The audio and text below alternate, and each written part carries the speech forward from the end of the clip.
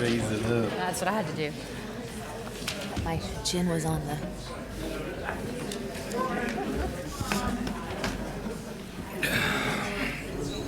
Very nearly worth it. Good evening. Very nearly. Welcome to the January 7, 2019 meeting of the Stillwater City Council. I will now call this meeting to order. Ask you to stand and join me for the Pledge of Allegiance.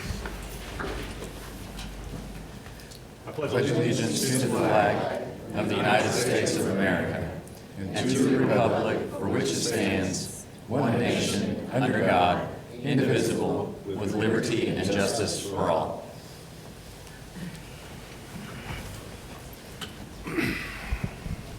All right, thank you all for joining us for the first meetings of 2019. We have 3 agendas tonight. There are a number of public hearings on the City Council agenda and other items on either agenda that you can comment on if you like. You do have to sign up. It's not over there, but if you need to sign up, please do so before we get to the item. All right. On the City Council agenda, item 3, consent docket. Councilors, any questions, comments, or items you'd like to remove from the consent docket? Mayor, I'd like to remove item C, the Stillwater History Museum at the SUA quarterly report. Thank you, Councilor Zanotti. Further questions, comments, or motions? Motion to approve the consent docket minus item C. Second. We have a motion and a second to approve the consent docket minus item C. Please vote.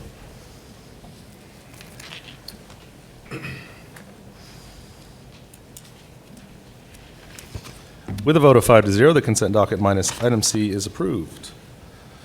Takes us to item 4, public comment on agendas, items not scheduled for public hearing. For the council docket, we don't have any. So we will move down to item 6, public hearing. Oh, I'm sorry, item 5, items removed from consent docket. Councilor Zanotti. I always like to remove this item from the consent docket and just give a shout out to Amy Locke with the report that she gives quarterly about the SUA Museum, and then also just kind of give a few updates about what she did include in the report, which I think is public access. But I can't believe it's, as of November 28th, 90th anniversary of the museum celebration, and that the year 2018 you had a record number of visitors to the museum, so congratulations. I think you said you had 44 volunteers with over 1,000 hours of volunteer service to the museum to help keep that going, and a new board members that have started. And so I just always want to tell, it's just a little gem within our Stillwater community, a great way to show the history of Stillwater, and I'm embarrassed to say I don't go there enough. So 2019, my goal is to get there a little bit more often. But congratulations, Amy, you guys are doing a great job. Very true. My last visit was with a group of Cub Scouts, which just meant I was wandering around making sure nobody broke anything, which I'm happy to say they didn't. But it's a fantastic collection. Yes, and the date book that you guys did for this year, I'm not even allowing myself to write in it. I mean, it's just the pictures and everything else. It was a great idea, fundraiser, and a great calendar. Do you have any more of those left? Okay, and they are how much?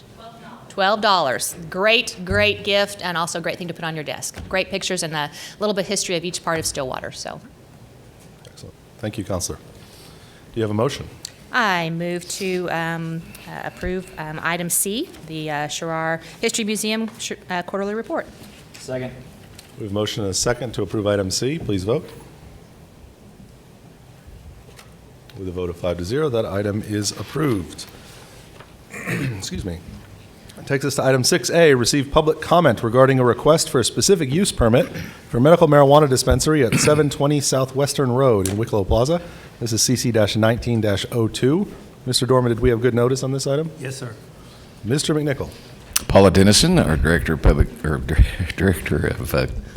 Development, will give that report. And while she's readying her notes, I've received a number of phone calls on this issue, and the city, and John can certainly straighten me out if I misspeak, but the city is not in a position, based on the way the state law was passed, to limit the number of dispensaries should they fit in the zoning area and comply with the SUP. So that is a referendum that was passed by a vote of the people, and we have had already a number of court cases in other cities that have tried to regulate at a higher level than allowed. And those lawsuits have been, I believe, acted on pretty quickly and not in the city's favor. True. So I just think that it's really important for people to know that we're complying with state law when we bring these to you. Thank you. Hi, Paula. Hello, good evening, Paula Dennison. I have before you this evening a request for a medical marijuana dispensary in the Wicklow Plaza on Southwestern. And this is a specific use permit. As you recall, when we adopted the regulations after State Question 788 passed, a specific use permit is required for any of the types of medical marijuana facilities in any of the zoning districts that they are allowed in. This property is zoned commercial shopping. Here's the Wicklow building. The outline in purple is the entire property. The specific building that it is going in is the first one that fronts on Western Road. And where the star is close to the spot within that building that the dispensary is going. As you can see, the vacant storefront here, that's the actual location that the dispensary will be going into. And they are meeting all of the requirements of Oklahoma law and the City of Stillwater law, and we have verified that they do have their state license. Be happy to answer any questions that you may have. Thank you, Paula. Counselors? No questions at this time. At this point, I'll open a public hearing. We have no one signed up for the public hearing, so I'll close the public hearing and ask Paula for staff recommendation. The Planning Commission is actually recommending approval by a 4-0 vote. Thank you very much. Counselors, comments, discussion, or a motion?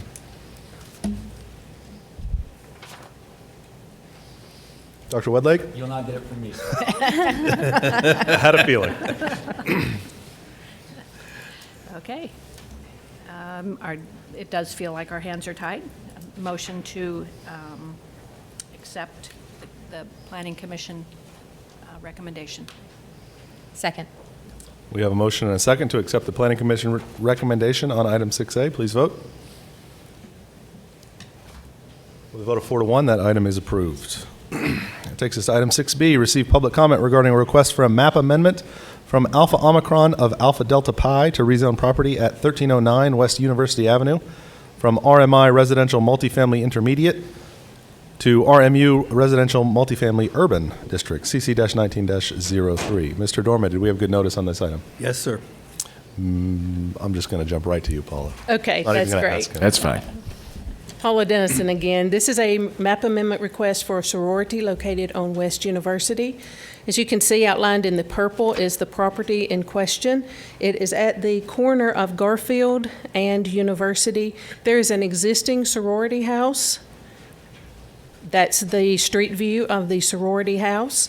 And they are planning a demo and a full rebuild. If you will notice, the existing house is 2 stories, and this is the 3-story building that they are proposing. Currently, they have 58 beds. They're planning to have anywhere between 68 to 98 beds. There will be a house director and possibly 2 guest suites. One of the questions at Planning Commission was regarding parking. They actually own, if I can get back to it, if you can see right in this little northeast of the property where these cars are parked, they actually own that parking lot themselves, and that's where a number of the members park. And they have also leased additional spaces with Oklahoma State University. So even though additional parking spaces on site are going to be used up for the new building, they are making accommodations. There could possibly be some variance requests that they seek. They have not submitted the actual building plans yet to see if there are any. One that we may have coming in, the cupola at the very top of the building, it is actually over the maximum height limit. So they would be coming before the Board of Adjustment for that variance if they did not redesign it to where it met the height limitation. I'll be happy to answer any questions on this map amendment. Again, it's going from RMI, which is the intermediate multifamily residential, to RMU, which is the urban multifamily residential. Thank you, Paula. Questions at this point for Paula? All right. This time I will open the public hearing and I will close the public hearing based on no one signed up to speak. Paula, what was Planning Commission recommendation on this? They recommend approval of the map amendment as requested on a 4-0 vote. Councilors, further discussion, comments, or motion? Motion to approve Planning Commission's recommendation. Second. We have a motion and a second on item B. Please vote. With a vote of 5-0, the item's approved.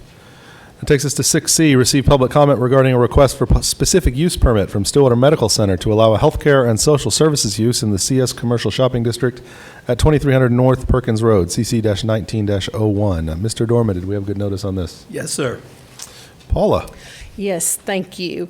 Located on North Perkins Road at the intersection of Lakeview and Perkins, we're mostly familiar with it where the Social Security Administration Office has been for a number of years. The southern leg of that building that runs parallel with Lakeview is empty, about half of it. So the Stillwater Medical Center is looking at putting in an urgent care facility, and they are going to be occupying, with approval by the council, they are going to be occupying almost all of the building up to where this sign is approximately located on the picture view. This does require the specific use permit because of the zoning district that it's allowed in. This is more of an office type of activity as opposed to shopping, which is what this property is zoned.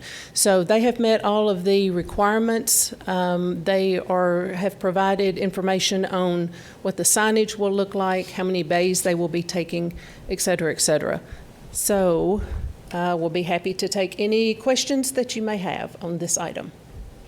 I know in the Planning Commission, they talked about the traffic pattern in that area and the hill and all of that. Is Stillwater Medical Center mentioned any variances in that or hours of operation that might? No, we evaluated that at the staff level even before it went to the Planning Commission.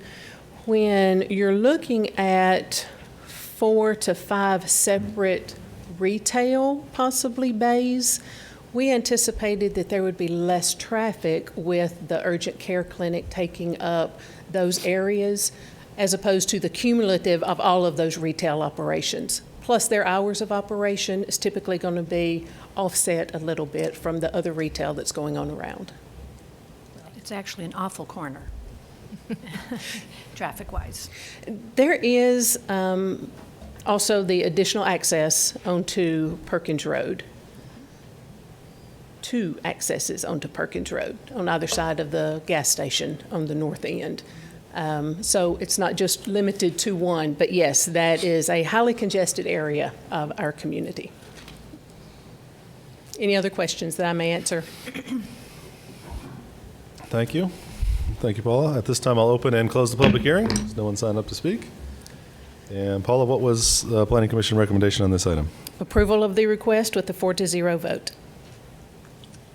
Motion to accept the Planning Commission recommendation. Second.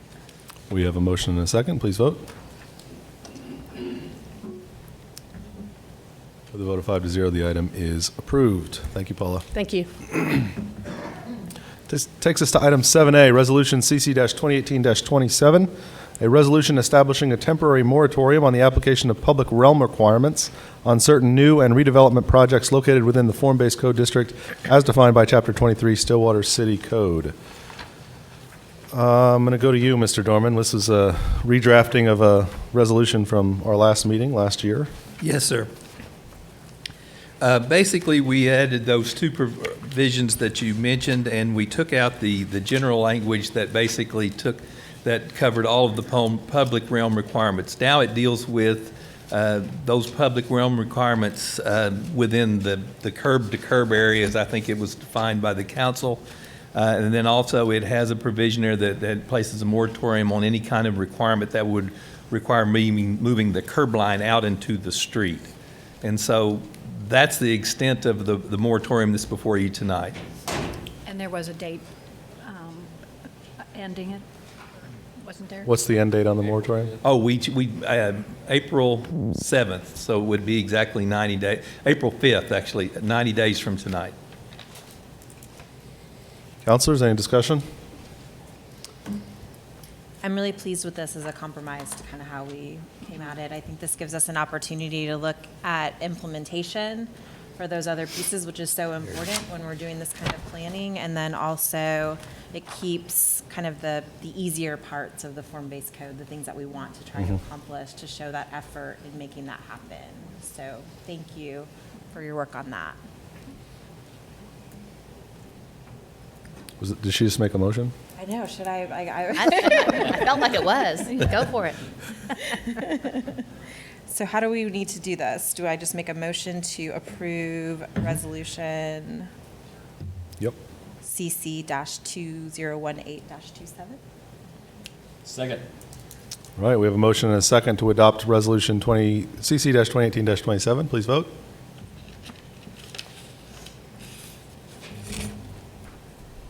With a vote of 5-0, the resolution is adopted. That takes us to reports from officers and boards. Mr. Dorman. Nothing to report tonight, sir. Mr. McNichol. 2 items, sir.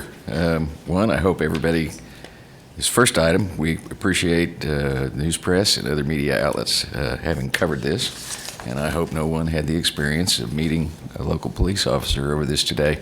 Students return to public school today, so it's a good time to review state law on passing loading or unloading school buses. Also, because the Stillwater Police Department will be watching for violators. When school buses are loading or unloading children, bus drivers activate the red flashing lights, and all traffic, regardless of direction, must stop. The stop arm is usually extended during these times. Drivers may proceed once the bus resumes motion. The maximum penalty of anyone found guilty of passing a loaded school bus is a $260 fine and an automatic 1-year suspension of his or her license. The absolute, I hate to confuse this with additional facts, but the absolute only place this does not apply to both directions of travel is when there is a center median. And the only place we have that, as I recall, here in Stillwater is out on West 6th, between the bridges and about far west as the city limits goes. So these children are our future, and we have reports from some bus drivers that as many as 70% of the cars around them violate this law, and so there is an emphasis that will be ongoing. Good. Glad to see it. One other item, the Pioneer Pantry Variety Show fundraiser is Saturday, February 9th at 7 p.m. at the Stillwater High School. The event is to raise funds for the Pioneer Pantry, which helps disadvantaged students. Plan to attend and support the Stillwater community. If you have a question, call 918-851-2323. Thank you, sir. Counselor Zanotti. I do. If you own a commercial kennel, grooming parlor, pet shop, or shelter, you will need to apply for or renew your business's annual permit with the city clerk's office by February 1st, and the fee is $50. Also, you may not know this, but residents may own up to 3 dogs on a lot or premises inside an area zoned as a residential district. Owners found in violation of this code are usually given the opportunity to rehome extra dogs before a citation is issued. There are no limitations on the number of cats allowed on a lot or premises in a residential district. You may find more information on this on the city's website. Seriously, you had me read this one? I would switch it. You can only have 3 dogs in your house? Yeah, It's good to know. but you can have as many cats. I don't as have you any. like. I'm just saying. Vice Mayor. Okay, this is the time of year to renew all kinds of things. The Stillwater Fire Department encourages residents who live outside corporate city limits to renew or apply for the 2019 Rural Fire Service contract. Contract ensures the response fee per fire incident on a contracted property is capped at $2,000. So I can imagine it's much more than that Yes. if you don't have your permit. Contact the fire department for more information. Thank you, Vice Mayor. Counselor Wedlake. Sir, So be sure to check out our new online simulation tool, Balancing Act. This is the same thing we talked about at last year's meeting, where you can try your hand at balancing the city's budget. You'll also be able to look at your tax receipt, estimate how much you spend in sales tax, and see how much you paid for city services for the year. For more information, go to stillwater.org/budget. I actually played around with this the other day. It is amazing how difficult it is to make everything add up correctly. I'm glad I don't have to do it for a living. I'll say that. Thank you, Melissa. Thank you, Counselor. Counselor Zanotti, or excuse me, Counselor Jaloski. It's okay. Be sure to attend the legislators' reception and meet your local representatives. It is this Thursday, January 10th, from 5 to 7 at the Stillwater Public Library. It's hosted by the Friends of the Library and the League of Women Voters. Excellent. That's always a good event. Are we announcing the trial run of our pop-up City Hall? Our marketing department's put together a little event we're going to be doing all over Stillwater in the near future, but that night a legislative reception will be the first one. We'll have a booth available, some folks on hand to answer questions, just a good opportunity for people who are out and about at other events to be able to interact with folks from the city and ask questions and take care of issues, that sort of thing. So stop by the pop-up City Hall at the legislators' reception. Blue and white umbrella, right? Yeah. Excellent. All right. If there are no further items, I will entertain a motion to adjourn. Motion to adjourn. Second. We have a motion and a second to adjourn the city council meeting. Please vote. With a vote of 5-0, the city council meeting is adjourned.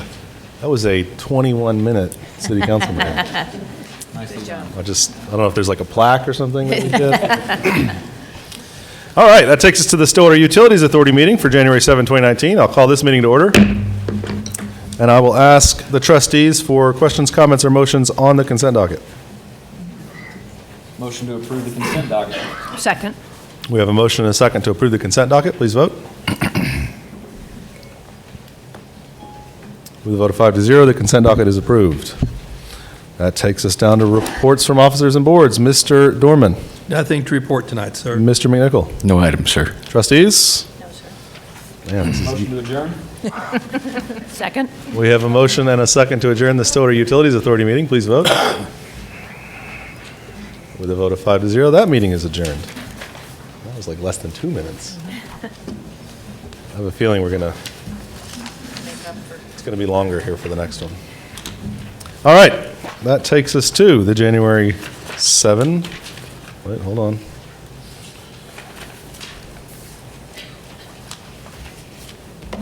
I got to find it in my book. There it is. January 7, 2019 meeting of the Stillwater Economic Development Authority. I will call this meeting to order. And we will take motions or comments on the consent docket. Motion to approve the consent docket. Second. We have a motion and a second. Please vote. With a vote of 5-0, the consent docket is approved. We have 2 items on general orders tonight. First is the Block 34 Trust Authority report. The second is a report on Visit Stillwater. I think we do. Patty has some copies of the Visit Stillwater report that we'll be talking about tonight. If anybody wants a hard copy of that report, she has some. Those will also be available online after the meeting. We will start tonight, though, on general orders number 5A, report from Block 34 Trust Authority on Phase 1 and implementation recommendations. That's a good point. So we do have a couple of folks signed up to speak on an item not scheduled for public hearing at this meeting. All of them on the Visitors Bureau SEDA issue. I think what we'll do is actually do 5A first, and then we'll have those folks get up and speak on that item, if that's okay with everybody. So, Mr. McNichol, on 5A. Block 34 has been working for several months, as you're aware, and Jim Beckstrom and the rest of the committee would like to give you an update on where they are and what they've been doing and perhaps get some guidance. So if we ever get the computer fixed up for them, we might be able to provide that report.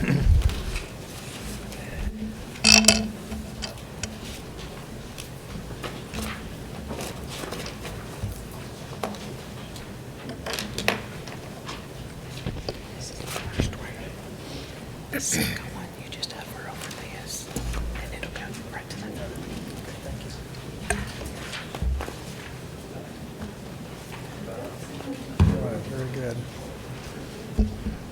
Well, Mayor and Council, thank you so much for giving us some time. Can you hear me okay? Pull that a little closer You want to you. more? You want more mic? Okay. All right. Usually I get accused for screaming, so I'll try to keep it down. Thank you so much for your time this afternoon. As Norm mentioned, we've been working since the city approved the site plan in January a year ago. And we worked for, 6 months before that to get that site plan approved. So we've been chugging away on this, and thank you so much for your time. I believe you've got a handout that should look something like this. Okay. You do.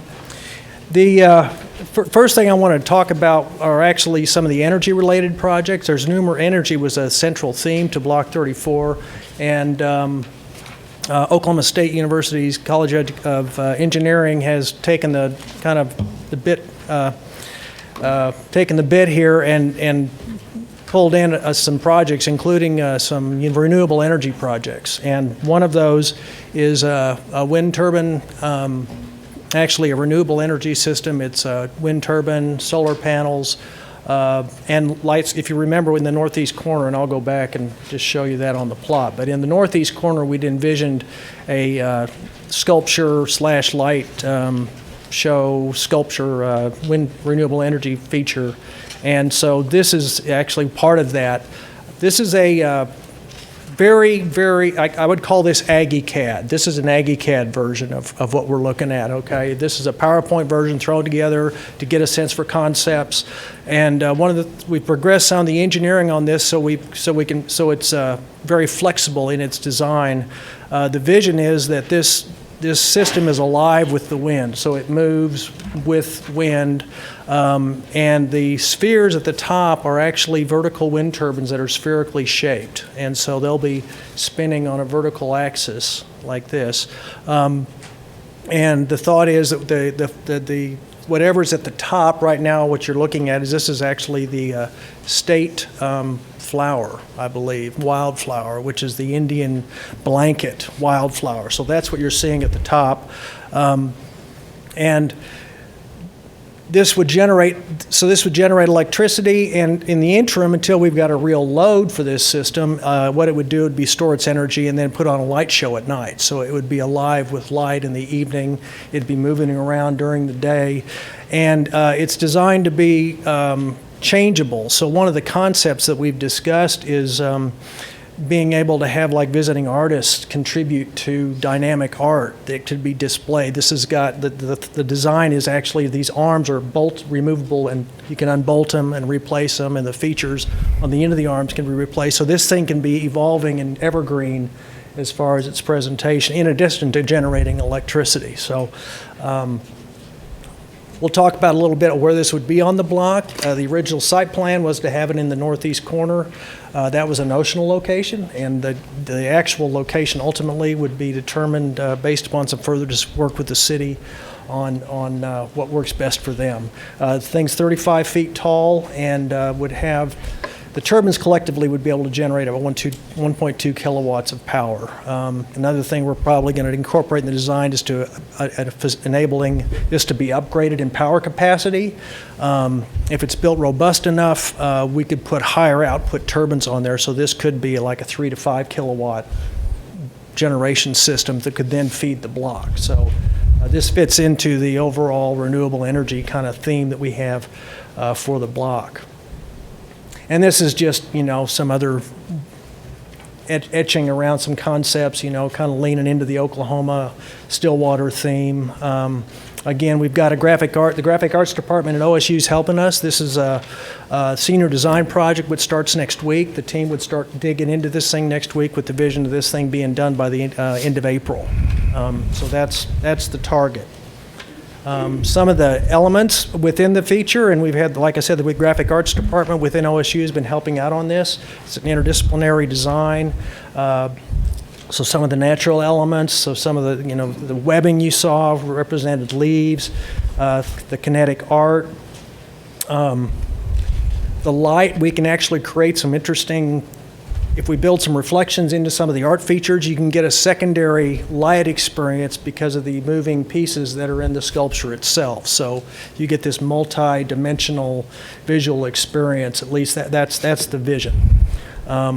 Leaning into some of the histories, you'll see kind of the windmill. If you look at that sculpture, initially you kind of go, well, that also has kind of a windmill look, so you start getting into the Oklahoma ag theme a bit.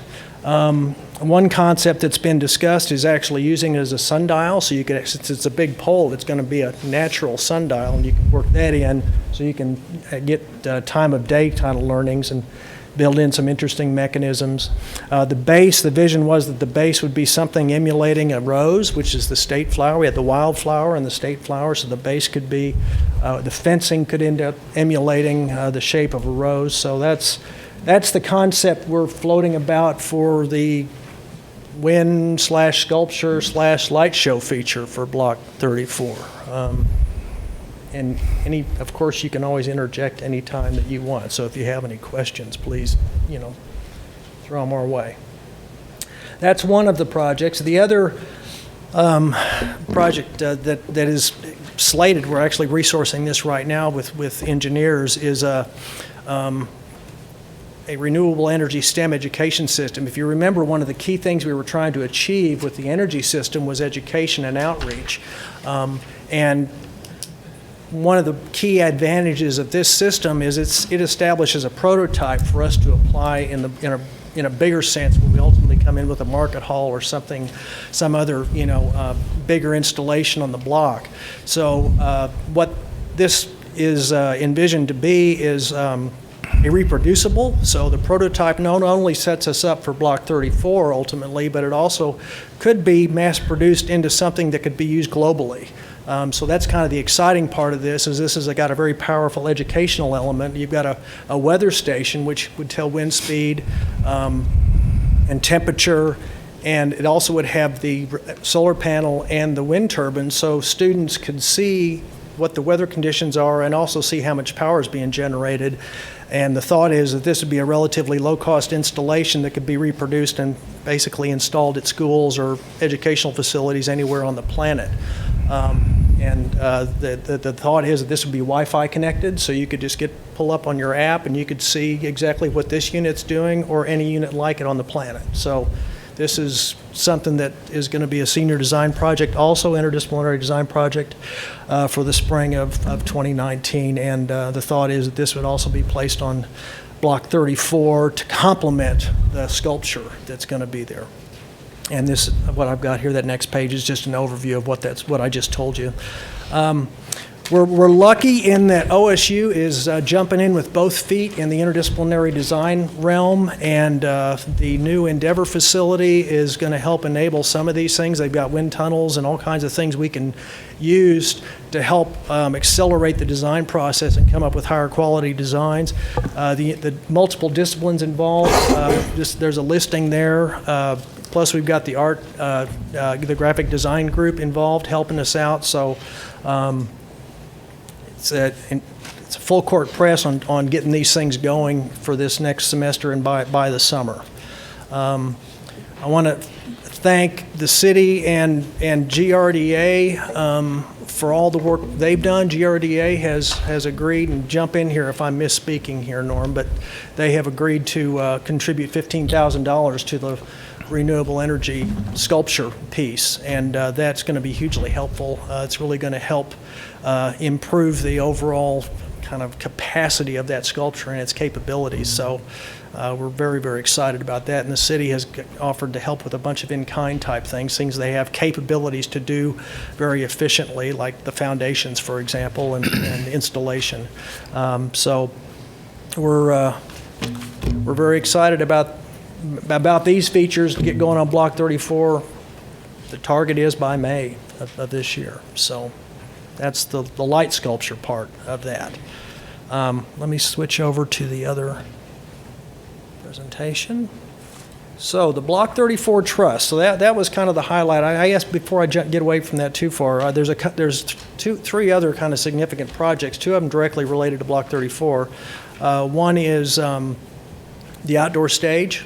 That is also going to be a senior design project for the coming semester, and they're going to be looking at two concepts. One is a low-cost, I would call it interim, but not necessarily, be a low-cost solution, something that serves the purpose that we need near term, and then also looking at the Cadillac version. So they're going to look at two kind of big chunky options for the outdoor performance stage, and they're also going to look at ground source heat pump. I'll talk about that a little bit more in a bit. So this is the site plan we approved last January. The trust has been pushing forward to get all of this delivered and realized since January of last year when we got it approved.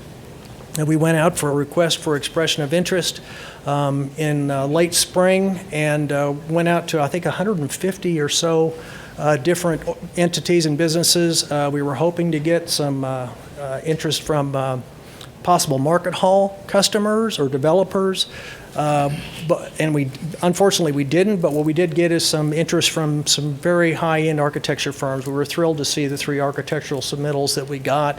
They were all very interested in, of course, engaging with this, and they had some really, really good ideas. And so we proceeded with that, and we've also been doing things like pursuing the energy projects, et cetera, since January.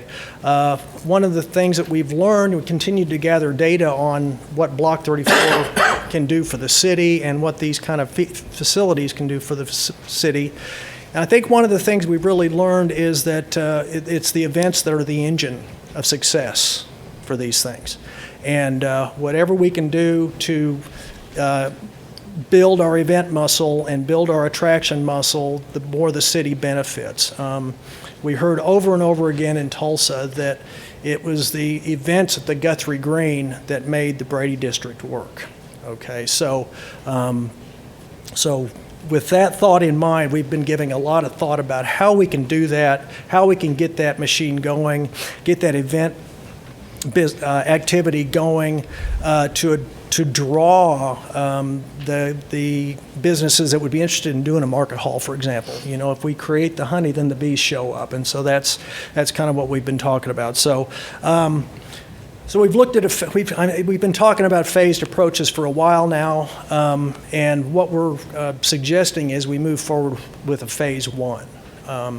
And phase 1 includes multiple elements, including an interim facility on the eastern side, and I'll elaborate on that here just a little bit. This, we believe, will help move this whole project forward to the ultimate delivery of what's in the southeast. I mean, what's in the bottom here, which is the final site plan. We've already, thanks to some of the efforts by the city and some work that Vicky's been doing. One of the things is getting some art features. I think in the Christmas decoration, the Christmas event downtown, I think was successful. It drew people downtown. I've heard a lot of good things about it, and so we see more and more of that happening downtown. It doesn't have to be real expensive, but I know Vicky and the art team has got some ideas about how to keep that momentum going for art displays downtown on the block. One of the first things that we believe needs to be done is to get the utilities buried. Right now, we've got these power lines running right through the middle of the block, and there is no path forward unless we just sell it like it is, but there's no path forward that has those utility lines up in the air like that. They're in the way for all kinds of reasons. They're visual obstructions. They affect our flexibility of putting in sculptures and that sort of thing. Like the light sculpture is going to be restricted by its placement by those running through the middle. So our suggestion is go ahead and bury those lines now, and because ultimately we're going to do it anyway. And I think with a little pre-planning we can do that to minimize rework, but we're recommending we go ahead and get that done now. And so This outline, again, we haven't sat down with SUA and worked up any detailed plans yet. This is, of course, their project, but whatever would make sense for them is what we would support. The next step would be to install these light sculptures. There's three options here. Again, we would be working with the city actively to determine which is the best place to put these, and also talk to the stakeholders for the block. But we could see these are kind of three viable examples: northeast corner, southwest corner, and then also north central. Keep it away from the market hall, trying to keep as much away from the main market hall building as we can with any permanent installations. Go ahead. Sorry, Jim. Would those be permanent installations wherever that ends up now? Is it where it's staying? Well, the truth is we can move the wind turbines. Okay, is that the question? Yeah. Yeah, you can move the wind turbines. Okay. Yeah, they're not that permanent. Okay. The next step we suggest is this, we'd be install a temporary structure, and I use the word temporary somewhat loosely here.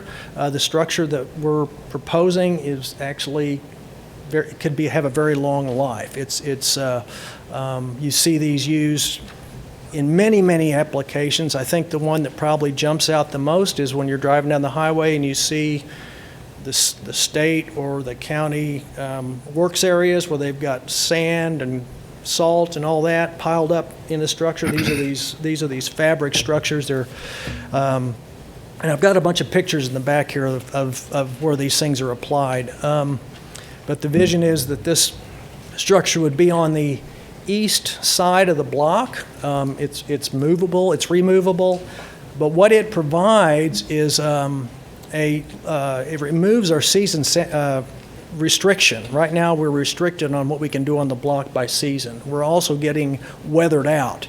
If you look at the things we tried to do year on year on Block 34, the food trucks and tunes, for example, it gets rained out almost half the time or gets rescheduled. And that, if you're trying to get an event muscle going and get some consistency on what's happening on the block, you really need to be able to have a facility that enables you to kind of do it no matter what's going on. And so the vision is to put this over the existing parking lots. You've already got pavement, you've already got a surface to work from.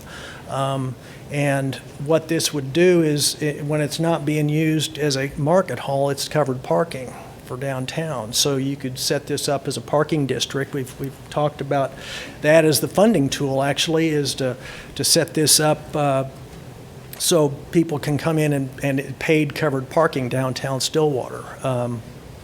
And then it would also double as an event/market area in the cultural district. So your art shows, the car shows, the food trucks would all benefit from having a structure like this.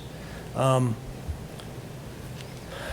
next step is, and this is totally dependent upon the commercial viability of ground source heat pumps. So one of the projects that is happening in the spring, another senior project for OSU, is a cultural district ground source heat pump study. And they're looking at a ground source heat pump loop that would include the library, the Prairie Arts facility, what's happening on Block 34, as well as Stillwater Community Center. And and we're lucky to have the International Ground Source Heat Pump Association endorse. They're all in on this, so we're getting their help. OSU is one of the top heating, ventilating, air conditioning schools in the country, and some of their lead brains are helping with this study, and they're going to be looking at how much well capacity we need, how the different facilities would benefit from this, and so this ground source heat pump well field becomes reality when commerciality is confirmed. So that study is going to be looking at commercial viability, and if that makes sense, then the well field makes sense. And once the well field's installed, then your site plan is basically smoothed out, and you've got a surface on the whole block that is lawn, because you've covered up the wells with sod, and now you have a big green space to leverage. And that coverage would be included as part of the ground source heat pump project, because they have to reclaim the area that they drill up. The vision is that, and I call it step 4+ or 6, and that's because if we wanted to put that stage in early, we could. It's conceivable that you could put it in before you put in the well field, and that's as decisions are made and things become available, then you would make a decision on when to put the stage in. But it conceivably, I mean, if we go in with a low-cost interim solution, there's no reason that couldn't be in place by the end of April. So that kind of rounds out a phase 1 for us. So this is just, we've got a hard quote. I say hard quote, it's now expired, okay? But this quote has got, for fully enclosed structure, which would be closed ends and have some fans, et cetera, that was $300,000 for that structure. If we left the ends open, and there are advantages to doing that and disadvantages, there's a pros and cons conversation that needs to happen, but it's about $260,000. The facility would have a 24-foot ceiling. And from the research that we've done on this, there's roughly a 20+ degree benefit. It makes it warmer in the winter and cooler in the summer. So you get, just by having that structure there, you get somewhat of a environmental improvement as far as quality of air and temperature, et cetera. So broken down, we've got, I've got the higher number, the $300,000 on this summary, but we're looking at roughly a $460,000 project, which includes the 20% contingency, but the parking district would fund the vast majority of that because your parking income could offset the money you have for the structure. So it ends up being pretty much self-financing with the parking district. And SUA, that $150,000 is arguably, you're going to spend that anyway. So whether that's incremental cost, I think is really a matter of timing rather than it is whether you're going to spend it or not. That's the overview. Our suggestion is to go forward with this phase 1, get this thing going, get the block up and running.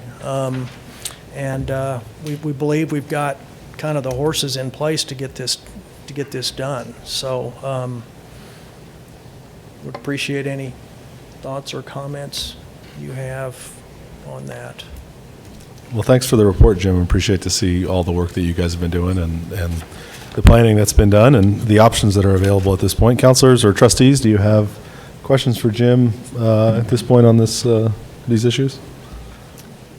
I think I read this, Jim, but when you were talking about burying the electric and then if you did the ground source heat pump well field, that area would all be restored to flat. Will you also at that time install bollards or plug-ins for? I think that's part of the SUA conversation. I would definitely suggest putting in a handful of bollards to enable the trucks and tunes, to enable the outdoor stage. I mean, the vision is there'd be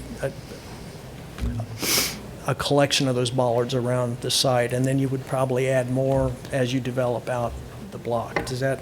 Yeah. Okay. So this is really, what we're seeing on these pages is pretty rough, and it'll have some refinement along the way. Oh, yeah. That's the reason there's $30,000 in engineering cost at the top of the cost estimate, because we haven't done any architectural work yet, landscape architectural work. Yeah.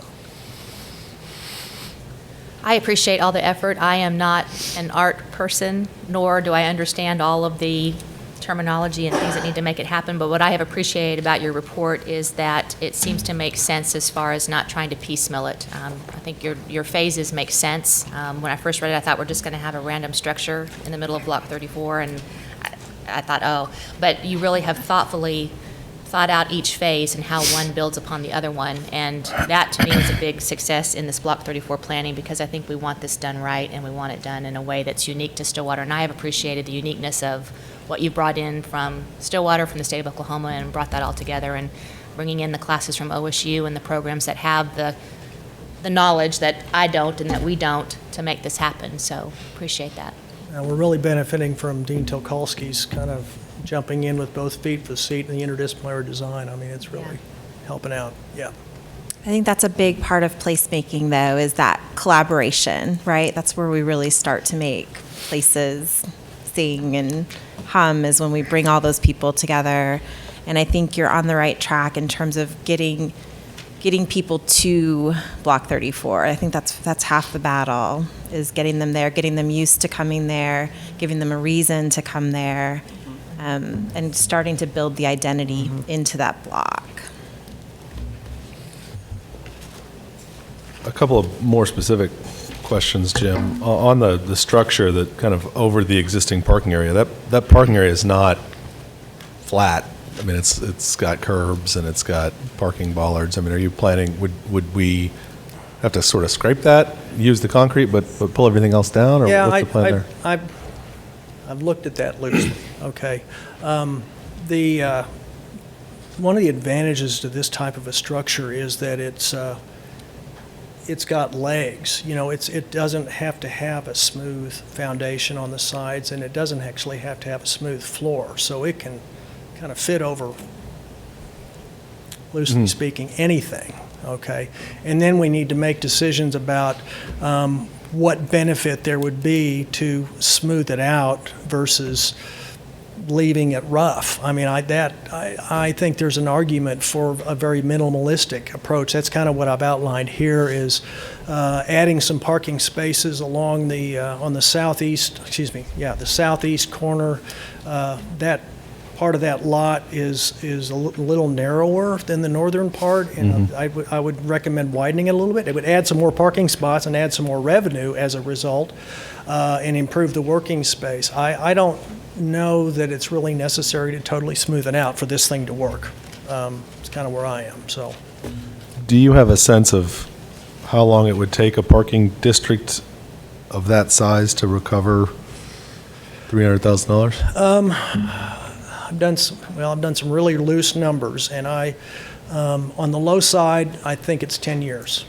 I think on the high side, that's maybe on a more realistic side, I think it's probably more like 5 or 6. So, I mean, assuming this is kind of a temporary, I mean, ideally it's temporary until we get a permanent structure or market hall. What happens, I mean, if we haven't, we're going to roll that cost into the next phase, I suppose, or, I mean, we may not have it for 10 years, right? Yeah, I think, that's probably a good news story, right? I mean, if something comes along and we have to move it, you go, well, oh shoot, I guess now we've got something's really going to make a lot of money, and the city ends up owning a very big warehouse that's unbelievably inexpensive. I mean, I think the all-in cost for this is about 10. I think I've worked the numbers. I think is $12 a square foot. It's not. You don't throw the asset in the trash. I mean, there's a salvage value to it, to the city or possibly some other merchant. So, Okay. With regards to that building, you have listed here open ends versus fully enclosed. Is there an option for both? I mean, where you just basically roll up the sides of it or whatever. Just thinking, future uses down the road. If we there's a lot of reasons you would want to have the optionality of closing the ends. I mean, there's if you decide you love this thing, you may decide to really jazz it up, clean up the floor, and put in HVAC. I mean, one of the things we've talked about is putting in an interim air conditioning and heating system that works off the ground source heat pump in here, and then you just move that system over into the new market hall. So. Yeah. Is there an expectancy on, so it's fabric, and is there a life expectancy kind of? I've seen 20-year type numbers, so longer than I'll be around type numbers, so, yeah. Yeah. long-term stuff, so.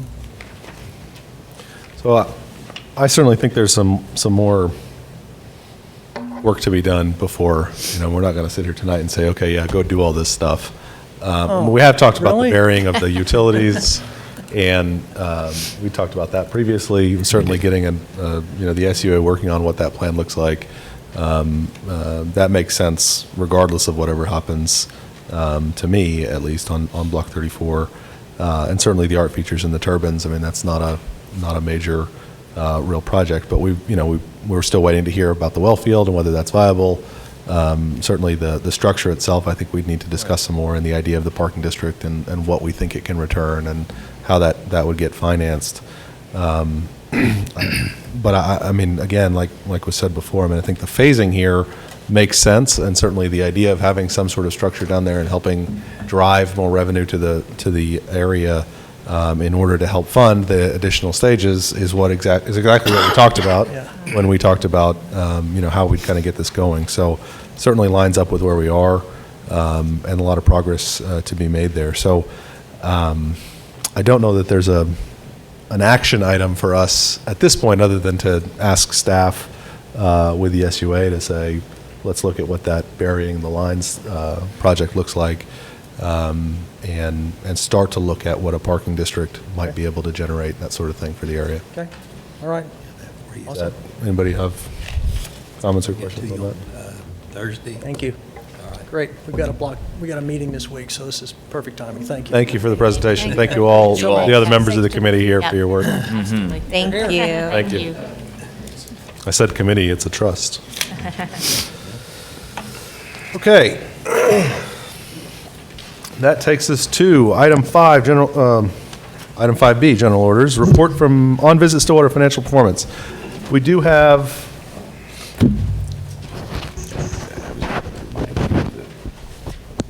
Have the reports.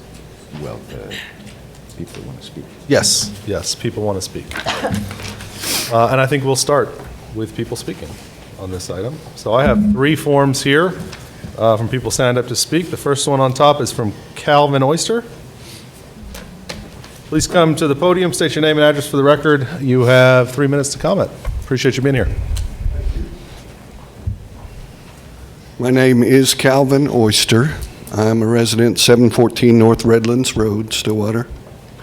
I am here to speak in regard to the comments and articles that I have seen coming forth on the Visitors Bureau and Visitor Services, Visit Stillwater, and the various forms and incantations that it has been over the years. I've been involved with them in numerous capacities.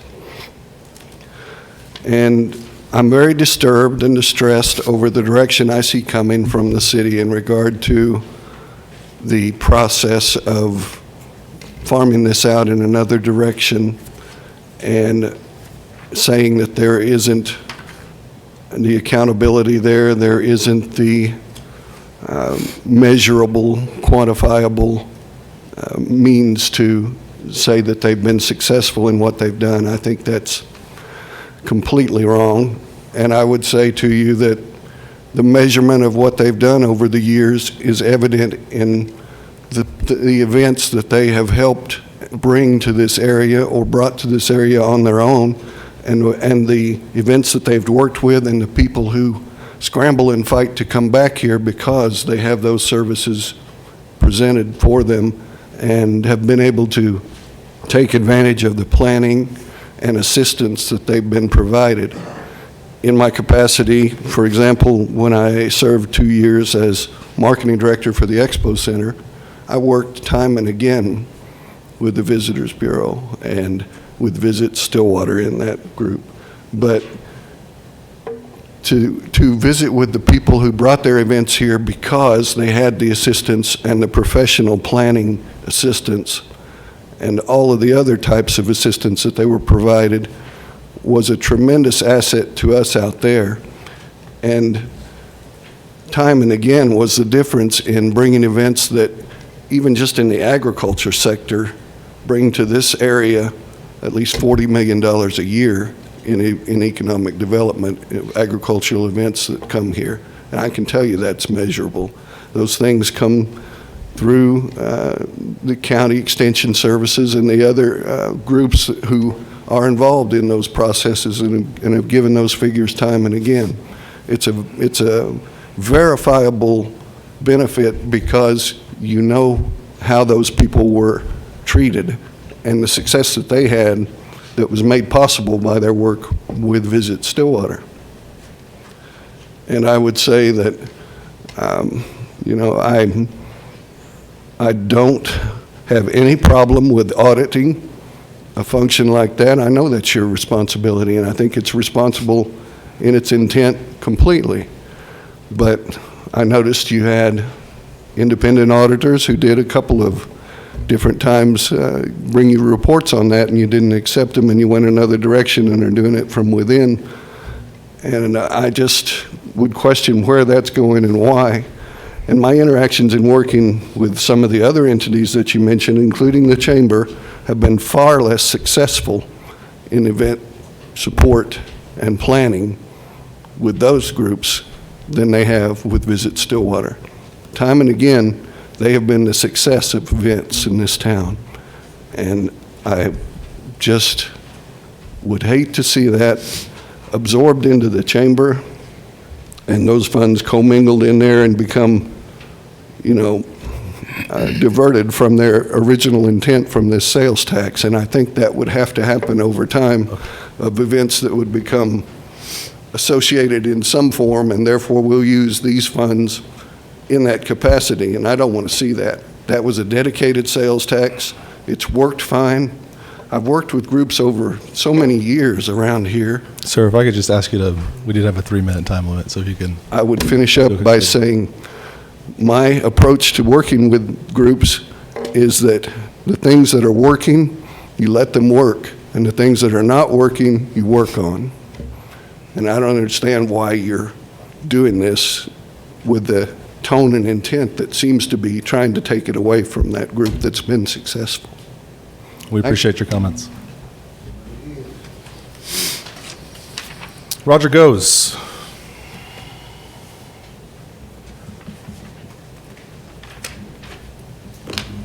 Roger Gose, 1120 East Connell. I'd sort of lightly been paying attention to this till I read the editorial in the paper last night, so I thought I'd do some research. And the city passed a ordinance March 25th, 1985, which created the Stillwater Visitor and Special Events Board.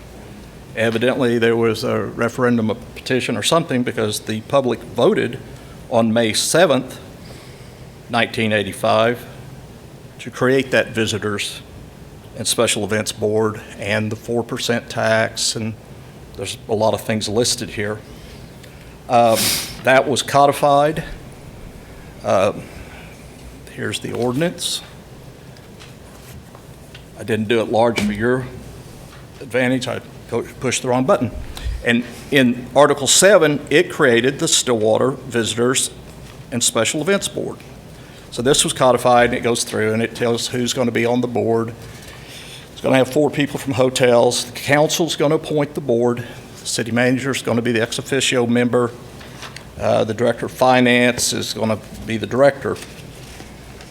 Sometime, and I haven't been able to track it down, I think it was 98, the ordinance was rewritten, or the ordinances were recodified, and I can't find where it talks about Stillwater Visitors and Special Events Board. That board that was created by the voters, approved by the voters, seems to have gone away. And so we don't have, my question is, where is the board? It does not appear on the city's webpage. It's not in the board or committee's listings. And I still think that's back to 1998, and I can research it some more, but today was all the time I had. So it looks like they codified the last part of the ordinance, recodified, but not the first part of the ordinance, which did away with the board, which was voted on by the people. I mean, that board's by the people. It's not by the city council. And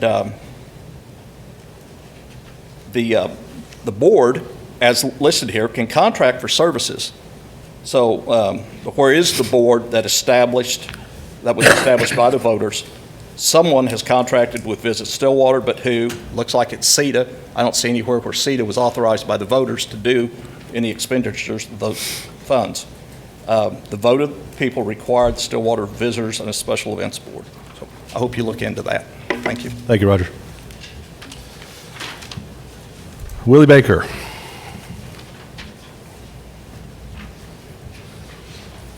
Good evening. Willie Baker, 1401 South Culpeper. I think everyone knows I'm on the board with a number of other board members that are here tonight.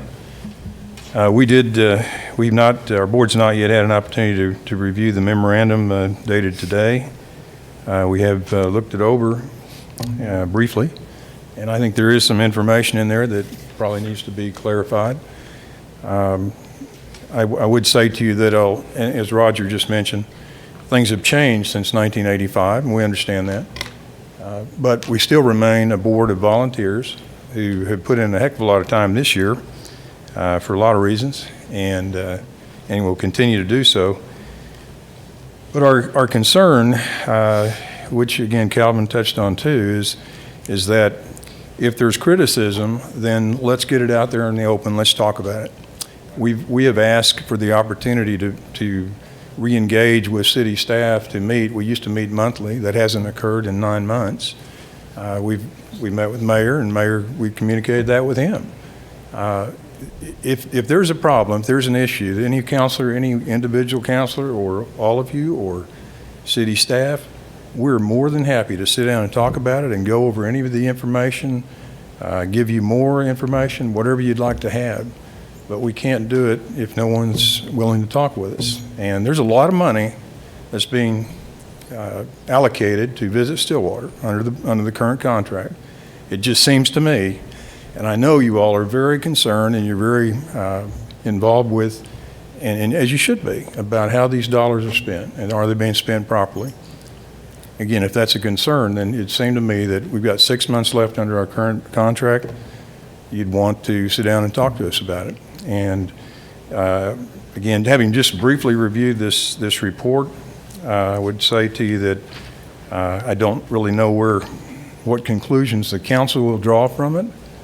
I could see different ways you could take parts of it. I see some of the numbers that are attached to it that I think can be interpreted different ways. And again, we would love the opportunity to discuss that because, as Calvin said, this Visit Stillwater, which is the current form or governing body, has been doing this a long time, and we've been fortunate to have a group of volunteers over the years who have put in enough time to hopefully make sure that it's run properly and things are done right. We've got great staff who've been very supportive, very loyal in this difficult last 8 months or so as these issues have arisen. So we're ready to talk. We have been. This isn't the first time we've said this. I'm saying that. I've had these conversations with Norman as well. But we're ready to communicate or to exchange information and try to make sure that these dollars are spent appropriately. On this issue, I'm out of time, but just quickly on the issue of this return on investment, it is a mysterious thing because no one has come up with a formula that has been accepted by the council. I'm not being critical. I'm just saying that we've yet to have anyone tell us this is the measure that you should use. We have used industry standards. We're open to anything that anybody thinks might work better to take a look at it and see if there's a better way to measure it. But do appreciate your time, and we do intend to make a more detailed response to this after we have a chance to study it as a board. Thank you. Thank you, Mr. Baker. Just to be clear, did we provide the report to the Visit Stillwater Board before today? To board chair, yes. Thank you. All right, Mr. McNichol, I'll ask for staff to go ahead and present their findings from this report at this point. There will be two people making that presentation, Mr. Dorman and Deputy City Manager Melissa Reams.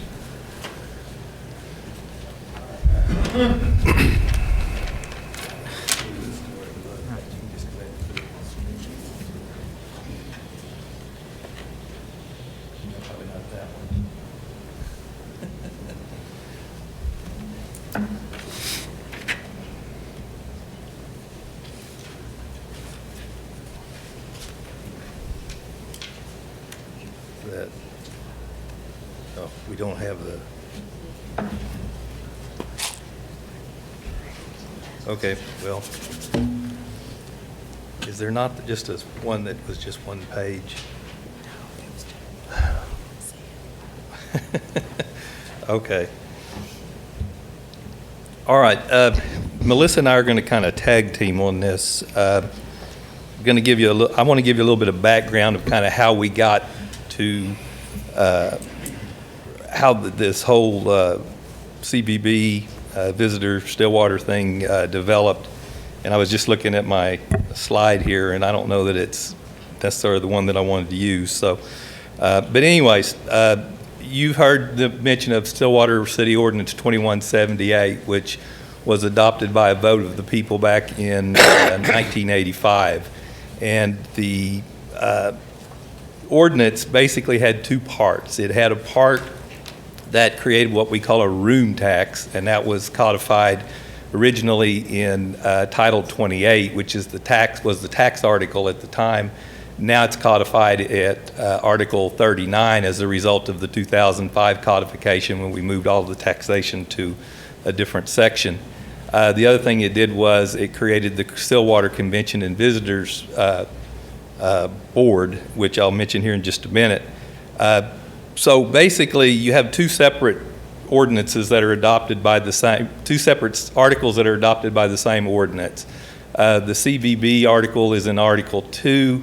The article, as I mentioned, the other one was in Article 28.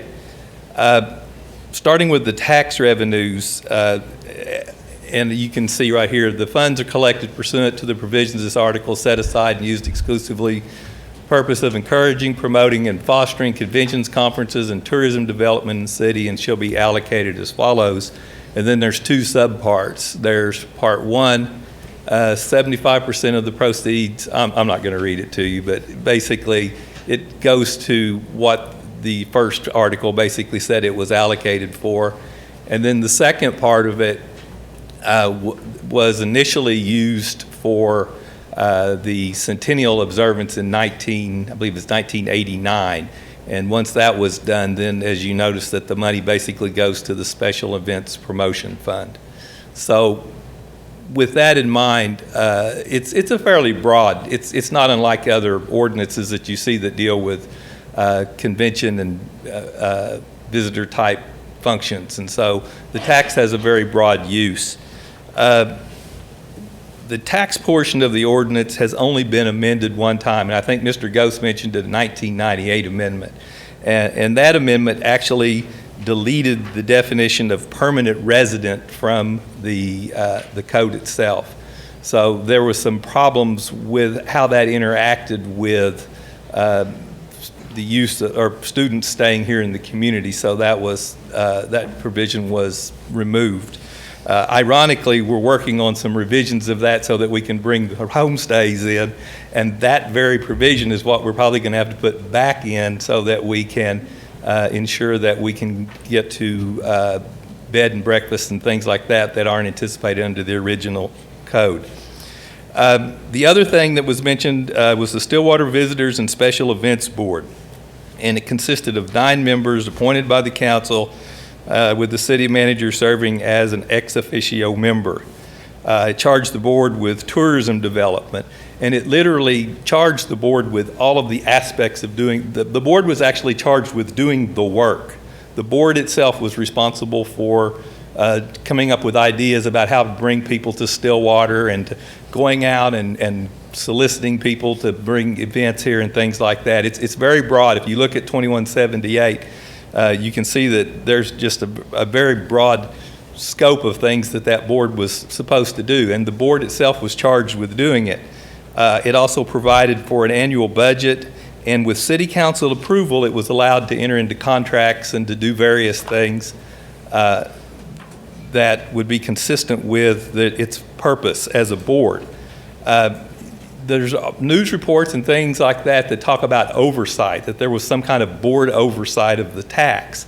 That's not in either Article 2 or in the tax portion of this. In fact, we can find no mention of any kind of CVB oversight of the room tax. And in fact, if you actually go and look at the room tax provisions, the oversight and the day-to-day administration of the tax is actually vested in the finance director for the city, not in the former CVB board. Unlike the room tax ordinance itself, the CVB board ordinance was amended several times. The board membership changed several times. The number of hotels seemed to be an issue, and so there are 2 or 3 amendments that deal with the number of hotel owners that could be on that board. There were amendments that required a certain amount of attendance to the board meetings. That was a bit of a problem, and there were actually members that were removed from the board because they didn't meet the attendance requirements. Let's see, what else was in here? There was mention of quorum. The quorum requirement had to change as the size of the board, it was enlarged or contracted. So there were a lot of amendments to that thing, but the one thing that never changed was the section that dealt with what the duties of the board were. That remained in place until the ordinance was repealed in 2014 by Ordinance 3285. So the scope of the CVB, the Convention and Visitor Board's duties, was consistent from 1985 until the end of when the board was eliminated. Having said all of this, a couple of points, I guess. Number one deals with who gets the tax? Who does the tax belong to? And the answer is, if you look in the ordinance, the only entity that is entitled to receive the tax is the city of Stillwater. There's nothing in there that gives it to any group. The chamber, it doesn't give it to the Visit Stillwater. It doesn't even give the tax to the CVB board. In fact, what's interesting about these 2 ordinances is that while the CVB board has a tourism function and their job is to do tourism, they don't have any right to receive that tax. It does not say that in the ordinance. If you go into the tax ordinance, there's no mention of the CVB board anyplace. So while they were adopted together, and there may have been some intent for them to work together, certainly the creation of a room tax would then fund the purposes of a board that was created under Article 2. They are exclusive of one another. So you don't have to have one to have the other. The other point I would make is with respect to any notion that a private entity could receive the funds or would be entitled to receive the funds. The Constitution of the state of Oklahoma clearly says that you can't create a tax to fund a private entity. And there's actually an Attorney General's opinion on point dealing with the CVB and CVB funding that says you can't just create a tax and give it to a particular entity. It's always got to go, there has to be city oversight of that, and I'd be glad to share that with you, anyone that wanted to take a look at it. The other point I would want to make is just kind of how we got here. When the tax was adopted in 1985 through 2011, the city contracted with the Chamber of Commerce for these duties. And basically the way the contract with the chamber worked, it was a 3-way agreement. It was the city, it was the CVB board, who was the entity that had made the recommendations to hire someone to do these functions, and the Chamber of Commerce. And basically the way the contract worked is that the chamber provided a dedicated employee for this purpose. The chamber provided clerical services, and the chamber provided office space. And that was the situation until 2011, when the decision was made to bring the thing out of the chamber and bring it into the city as a separate, as an actual department of the city.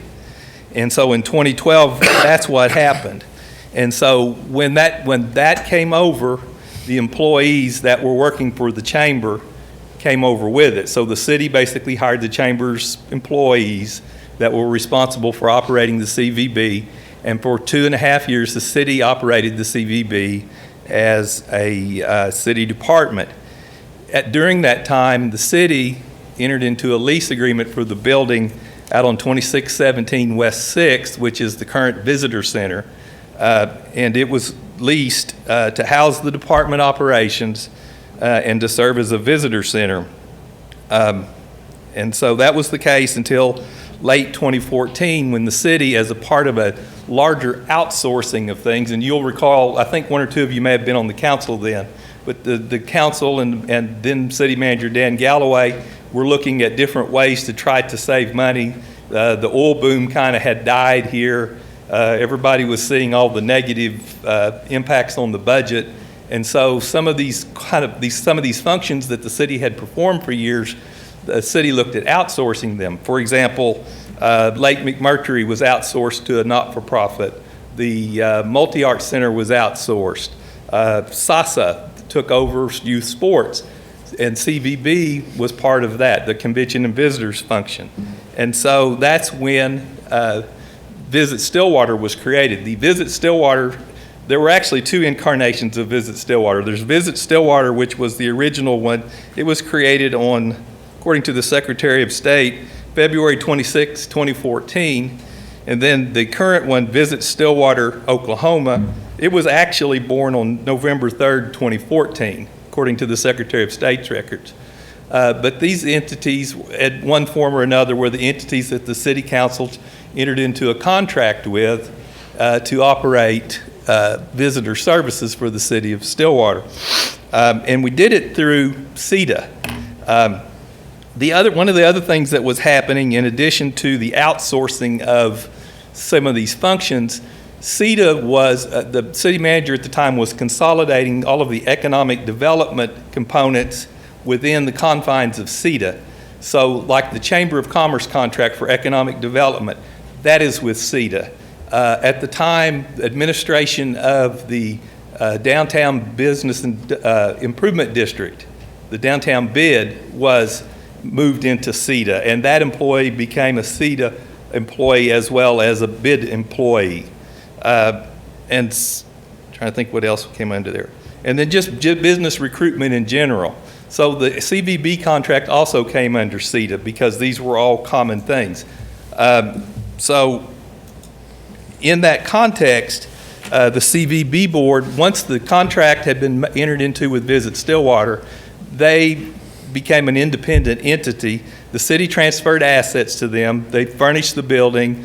There were licenses, there were equipment, there were all kinds of things that were transferred to SEDA as part, or excuse me, to Visit Stillwater as part of the initial transaction. Once that happened, the parties agreed that the CVB board no longer really had a purpose. And so the council back in 2014, late 2014, passed Ordinance 3285 that abolished the Convention and Visitors Board that was created in the 1985 ordinance. John, just to interrupt for a second right there. Yeah. Was there because that original ordinance in 85 had been passed by referendum, or I don't know if it was originated by referendum or if it was approved by voter referendum, was there an extra requirement for that repeal of that ordinance? No. So it's just treated like any other ordinance? No, and just because something's adopted by initiative or referendum does not mean that a governing body cannot at some point make adjustments to it or even repeal it at some point if it becomes unnecessary. And that's actually a fairly common question.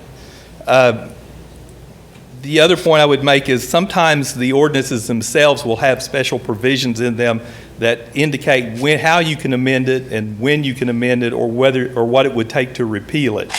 And these ordinances had none of that in there, except for the tax portion of the ordinance, which basically says that administratively the council can basically change everything but the rate of the tax and the fact that the tax can be collected. But in terms of changing definitions, things like that, that can be adjusted. There was no such provision for the Article 2 section that dealt with the CVB board. So I can't tell you that there was anything wrong with that. And obviously I was sitting there in that seat when the council did it. So my name's on there too. The only other point I would make is that the first service contract with SEDA was signed and became effective January 1, not SEDA, Visit Stillwater, it's been a long day. It was January 1, 2015. We approved subsequent contracts in 2016 and 2017. The current contract expired in late 18, but was extended by agreement of the parties and is in effect until June 30th of 2019. As of January 7th, 2019, SEDA has paid Visit Stillwater a total of $3,565,865 from the room tax for tourism development and visitor services. And with that, I will turn it over to Ms. Reams to kind of tell you how we got to this point today. Thank you, John. Melissa Reams, Chief Financial Officer. The question from this Board of Trustees was, how is the money being spent? On what type of expenditures is the money going to?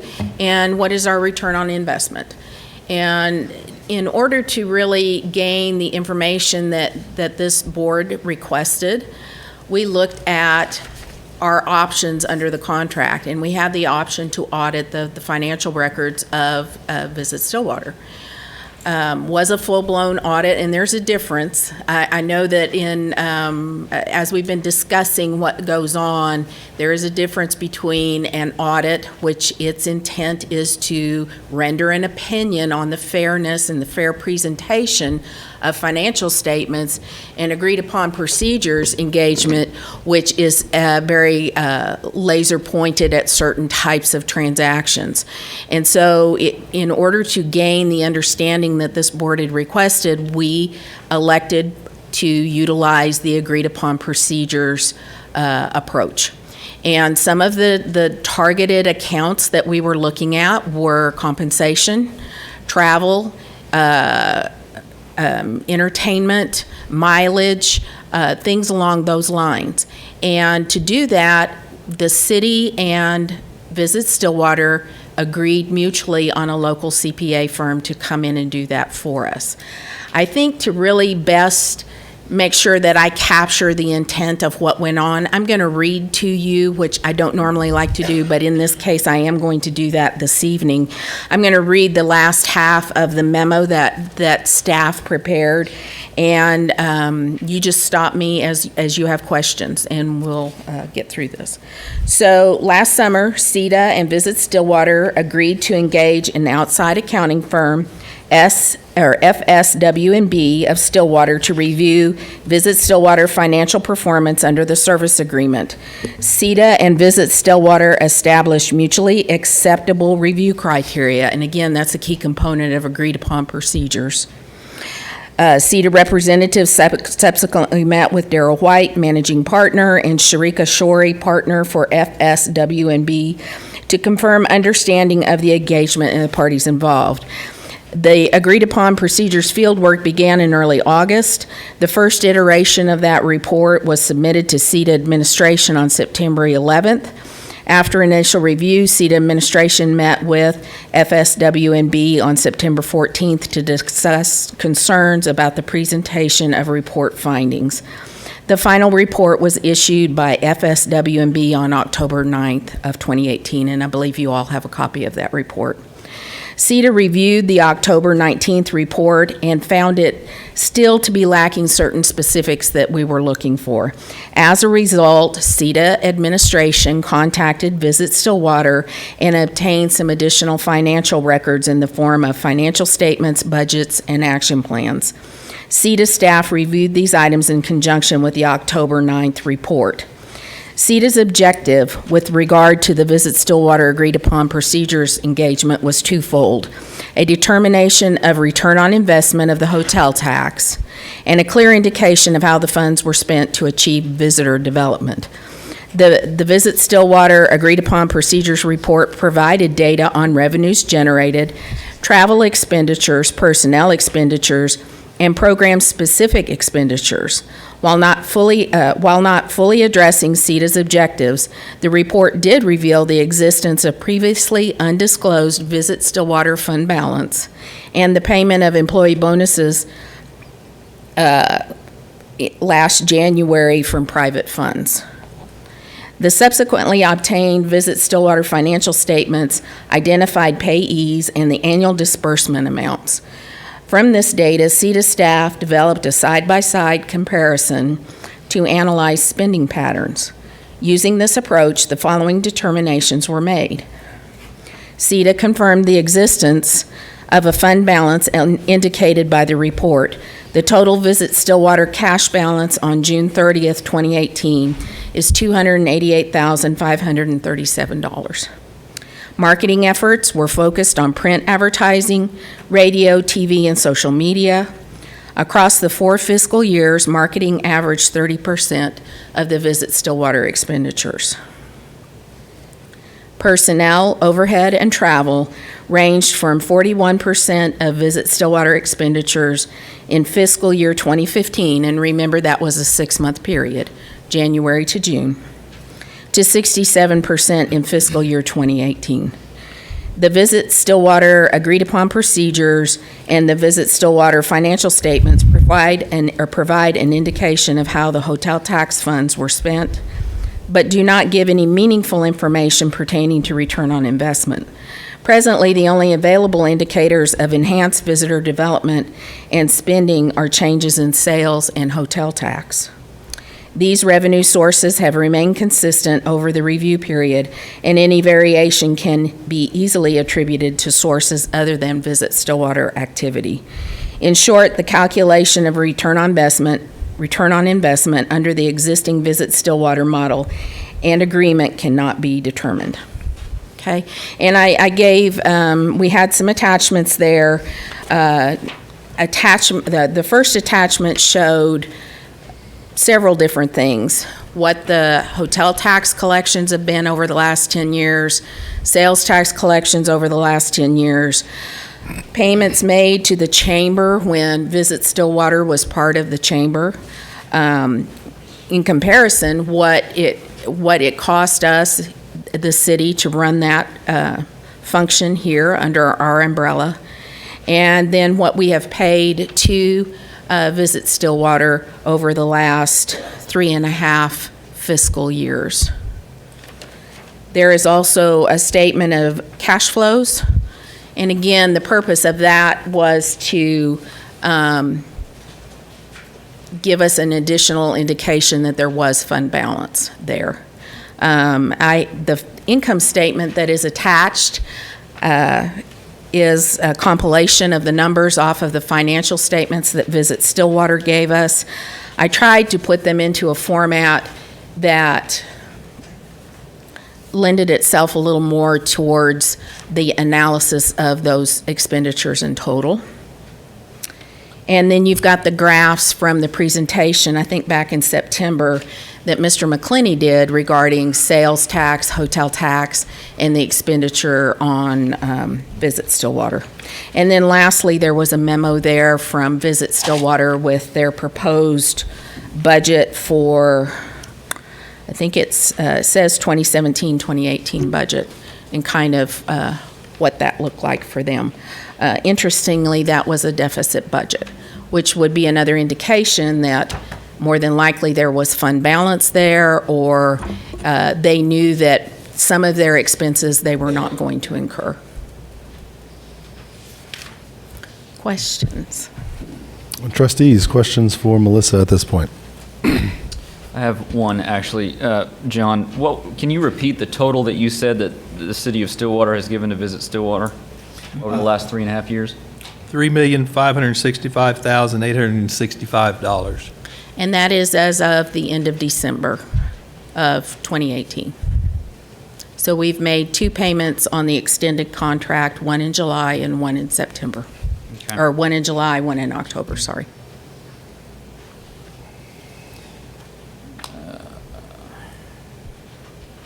Okay. I was trying to ascertain why the totals were different, because if you look at this sheet, breaking down the amount given total to Visit Stillwater, I get $3.2 million. And that's over because we didn't include the fiscal year for 2019. Okay, just want to make sure we've got all our ducks in a row. Sorry, I noticed that when I was reviewing.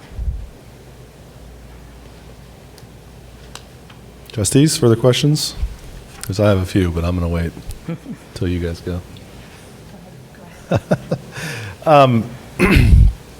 Well, so a couple of questions about the findings here. the report says existence of a fund balance, confirmed the existence of a fund balance that was previously unknown. Is that the financial reports that SEDA was given by Visit Stillwater previously didn't indicate that there had been money left over? I don't know that I can speak to that. The financial reports that I received once we requested those from the Visit Stillwater administration very clearly to me showed that there was a fund balance and that it was there month to month to month. Now, whether that was what the type of financial statement that was given to that board during their board meetings, I can't speak to that. Well, just from our standpoint, from SEDA's standpoint, receiving annual reports from the board, or when we were talking about annual budgets, was there any indication that there was a... Going back through those annual reports, no, their budgets were mainly presented as a percentage, and I believe that was a percentage of the contract dollars that the city was paying to Visit Stillwater. Okay. Along that same line, I mean, this $288,000 that is found to be outstanding, presumably was not incurred over 1 year. So year over year, there was no indication that there was any kind of fund balance from half of 15, 16, 17, and 18. Not to this board, to my knowledge. Okay. On the question of, so in the report, it says payment of employee bonuses in January of 2018 from private funds in parentheses. Why, or in quotation marks? Why is private funds in quotation marks? Well, in this instance, we are considered public. We are a governmental body, and so the funds that we paid to Visit Stillwater were considered public funds. Private funds would be anything coming outside of that scope of government. And that was all collected, and they calculated a 20% bonus based on the gross, it appears to me, the gross collection of those private funds year to year. 10% of that pool went to the CEO, and the other 10% was allocated amongst the rest of the staff.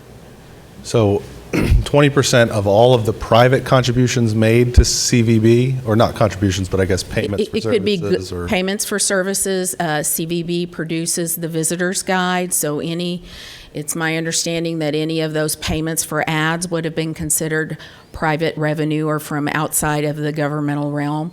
At the Winter Wonderland, the ticket sales and the sponsorships were included in that private realm. So money from the Chamber of Commerce and... That is what it appears to be, yes. But looking at your compiled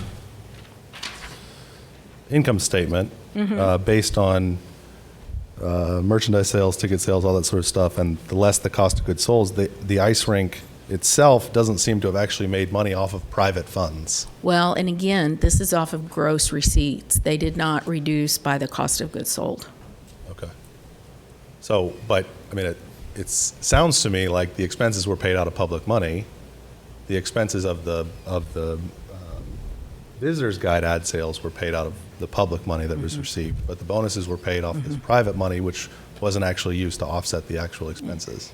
It's an interesting puzzle to sit here and think about who paid for what when you've commingled these funds like you have. Okay.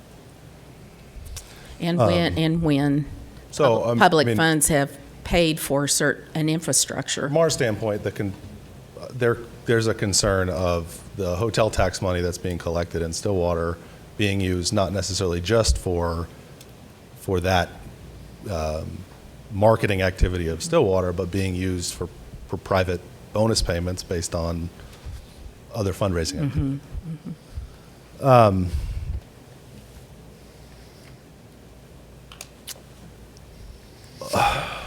So the other concern I had from this report, 67% overhead in 2018? And again, that was my going back through, when you get into cost accounting, which is kind of where this realm is, if I have an employee whose 25% of their time is spent in a certain activity, do I charge that back to that activity, or do I leave 100% under personnel costs. And going back through, I can't tell that there were any of those allocations made. So I just left them in their big groups and grouped personnel costs and what I considered overhead or administrative costs together. Okay.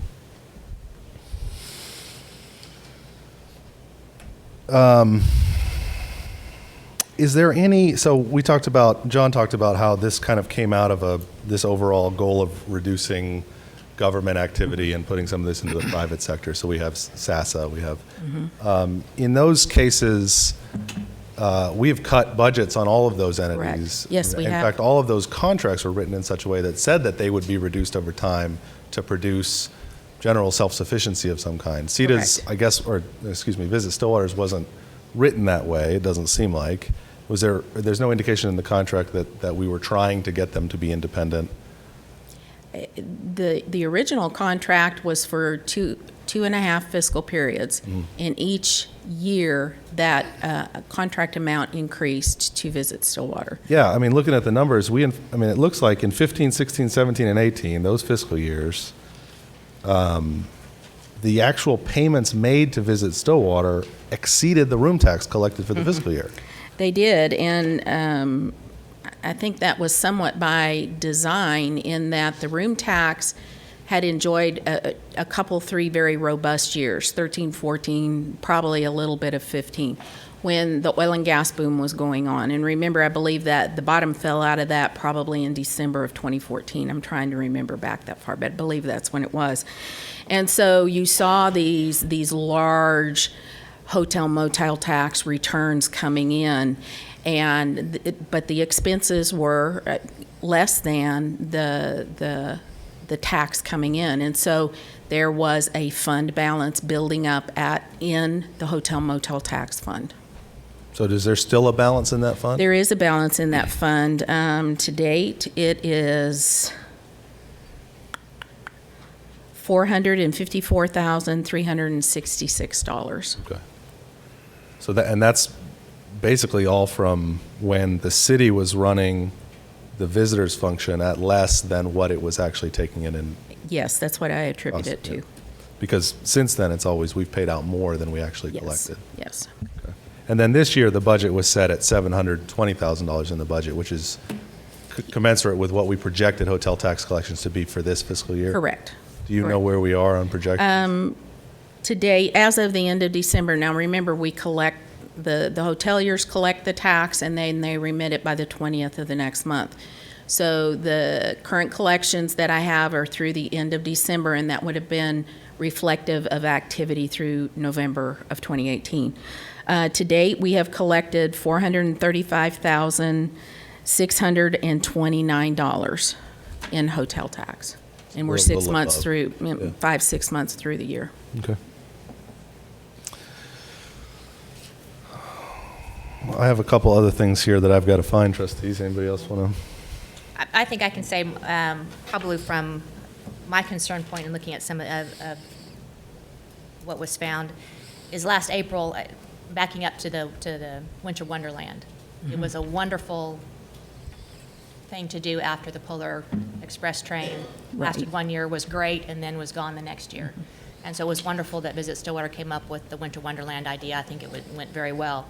So when we got the memo last April asking for an additional $80,000 to help fund the Winter Wonderland, our first thought was, well, let's look at that because it obviously was a successful entity. Mm-hmm. How much did it make? And the report back was less than $5,000. Mm-hmm.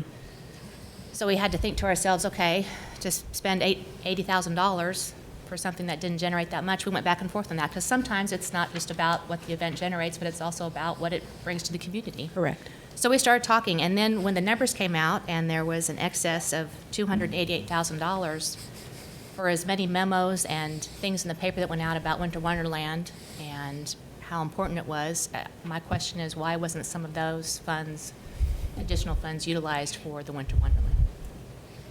So I think that's where some of our concerns are in. Yeah, I mean, that's just looking back at this memo from April, which presented a budget that was $41,000 in the negative for the year in an attempt to justify an $80,000 request. It is surprising, to say the least, to know that Visit Stillwater had a fund balance of over $275,000 at the time, and yet asking for money out of the city's general fund, or I guess wherever we got it from. I guess we could have taken it out of that fund balance. They'll probably come out of the sales tax. Seems it's frustrating, I guess. And I don't know if that issue's come up in any of your discussions with Visit Stillwater. But Yes, sir. That's problematic. Trustees, further comments, questions? Just in general, I would, we can go through line by line or number by number and find all kinds of things that we can interpret in a variety of different ways. And I'd prefer not to do that. I think that we kind of this also, two things have been conflated a little bit. The RFP, the request for proposals for Visit Stillwater, and this investigation of the financial. And, I'm very strong on the idea that actually the city has been remiss in oversight of all of our public-private partnerships. And in order to help the city be accountable, times change. When we're talking about 1995, 1988, 2014, the world has changed, and our expectations for Lake McMurtry, Visit Stillwater, all of our entities should have changed.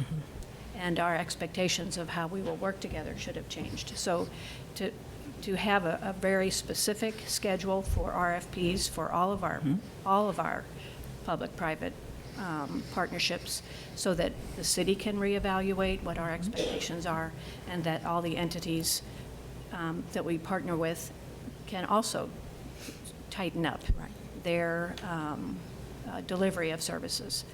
So, asking our Visit Stillwater, or doing the RFP for the Visit Stillwater first, is because they get the most money. And it just is kind of a simultaneous thing that all of these financial things came out. It's not that, well, it's unfortunate that all these kind of disingenuous things have been discovered. But the actual RFP does not mean that it was not for Visit Stillwater. And I hope that every other public-private partnership that we have recognizes that everyone will be expected at some point to go through this process. So, trying not to conflate anything about this actual material and the intention of the council to make sure that we are accountable for the citizens' money, as well as having our partners be accountable to citizens. Well, you've hit the nail on the head, because one of the key aspects to a good procurement program for goods and services is evaluation. Did I get the product? Is it doing what I expected it to do? Am I receiving the services that we contracted for? And going back out for requests for qualifications is one of the aspects of being that good steward and discharging your fiduciary responsibility for this tax. And so whether we did or did not, whatever we did or did not do in the past, we are opening a new chapter and we are moving forward here. I agree that that's such an important part of, as you look at city government and people providing goods and services to us, we don't ever do that without going back out on some level every so often to request for services, to make sure we're getting, the best innovation, the best value for our dollars, that we've looked at the services we're asking for and the services that we're getting, and making sure we're all of those things align with where the city's at right now on those particular goods and services. I think that's it's a protection really for all of us, and it's an opportunity for us to be transparent with the community about this is something we have taken out outside of city services, and we're putting into this public-private partnership, but our commitment back to the community is that, we'll do this RFQ process, or we'll put this out and show you what it is exactly they're doing as a part of that public-private partnership. I agree, Pat. I don't think it's necessarily a threatening, hopefully it's not seen as a threatening thing. Hopefully it's seen as an opportunity to our partners to re-express their commitment to this public-private partnership and to reevaluate their, services to us and their innovation. And I think it really is meant, I think you're right, it's a little unfortunate that it's all kind of coalesced at the timing of it. It really isn't meant to be a threatening thing. It really is meant to be a transparent and an opportunity for all of us. Well, and I really want to emphasize, it is for us too. As councils change, expectations change, and we have to be aligned in our requests for services so that people can deliver in a consistent and clear manner. So it's for both sides. Yeah, absolutely. Did you have additional comment on the report? I'm sorry, it looked like you wanted to say something earlier. Well, I was sitting here thinking we've had a lot of discussion with Visit Stillwater about ROI, and their eyes roll back, and I get it. They talk about industry standards. We don't understand them, and one of the issues is that Visit Stillwater has this absolute belief in those industry standards we can't wrap our arms around. And Mr. Oyster, I believe, in his comments, indicated that there was, I don't remember whether he said $400 million or $40 million in. 40 million. Okay. 40,000. Somebody needs to tell us that. Where did that go? How did it get here? Where did it? That's the kind of thing we want to hear. And that's all we've been asking for a period of time, long period of time. Yeah, I think there's in my discussions recently with Visit Stillwater Board folks, certainly a level of confusion and a difference of opinion about how each side has approached this. And, well, you could have asked us. Well, we thought we did. Well, we thought we gave you that. Well, we don't think we got it. And that's problematic. And I think that goes to Pat's point about, the city has not always been clear in its expectations. The agreements and the expectations have not always been clear for whether it's Visit Stillwater or other folks along the way. And we are working to improve that as a council. I think that's and as a SEDA board. So, I think there is definitely more discussion that needs to be had about the issue and about kind of what we're seeing in Visit Stillwater's financial reporting based on what we've seen the last couple of months.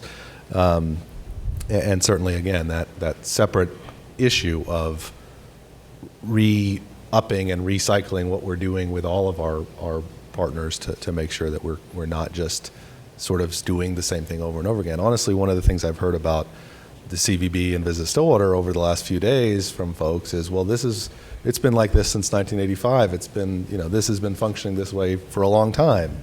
And I sort of go, well, I think that's part of the problem. I mean, we have been, I've been on this board 3 years, and I'm part of the issue of saying, well, we got a report, and we kind of go, okay, yeah, that looks about like what we've gotten in the past, and okay, let's keep going. And we have to be willing to break that cycle, both as a board here and I think as a community, to sit down and look and say, are we doing the best way we can, and what can we improve, and how do we move forward? So I don't know that there's an action item or anything at this point on the report. I don't know if staff has a recommendation. Well, other than I think from staff, we would recommend that we continue with the evaluation and review of the requests that we've received for qualifications, and we want to bring those to the trustees.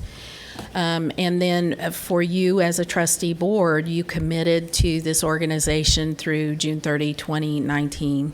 But you do have a 30-day opt-out clause in that contract if you so choose to take advantage of that. But this evening was more information. And so if you need to look at this again, we'll have to bring it back again next week to next week's SEDA meeting. Okay. Remember, we're meeting 2 weeks in a row because of Martin Luther King. We are. Yep. Thank you for your work on this. Oh, you're I know very you and welcome. Staff have put a lot of time Yep. and effort into it. And also to the Visit Stillwater Board and staff for their work in the agreed upon procedures. May I say one thing? Yes, ma'am. I do really appreciate the people who come to meetings to speak publicly when they have an issue. Thank you very much for coming. That takes us to item 6, reports from officers and boards. Mr. Dorman.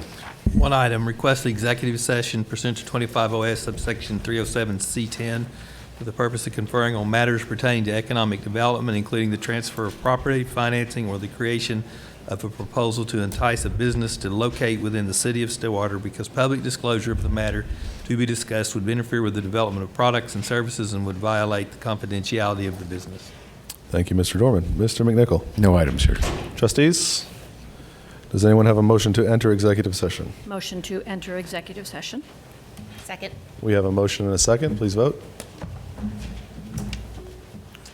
With a vote of 5-0, we will now enter executive session. Thank you all for being here.